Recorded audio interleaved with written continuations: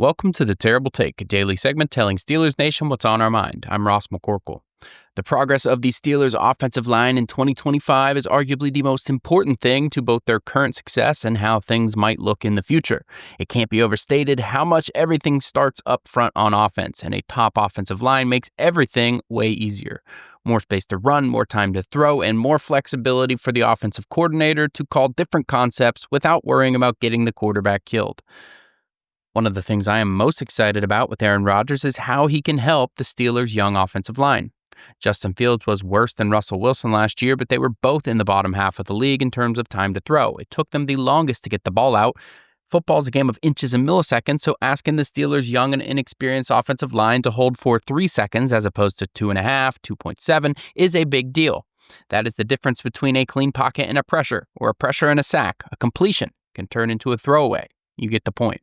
Aaron Rodgers was one of the 5 quickest times to throw last year. He gets the ball out on time, which will mask potential deficiencies of the offensive line.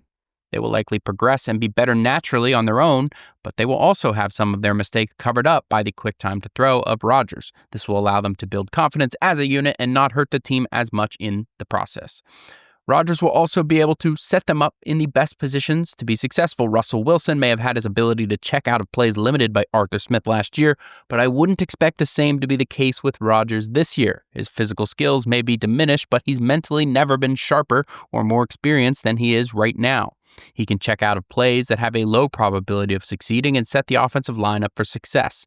If the defense is showing a blitz, he can check a hot route. If they are stacking the box against the run, he can check into a pass. You get the point. The offensive line won't start the season as good as they will be by the end.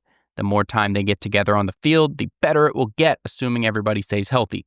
Rodgers will help them get over that initial hump, and things could really be cooking by the end of the season and moving into the future with the help of Rodgers. Be sure to follow us at SteelersDepot.com and check out episodes of The Terrible Take every day at 5 p.m. Eastern Time. And check out The Terrible Podcast with Dave Bryan and Alex Kozora every Monday, Wednesday, and Friday.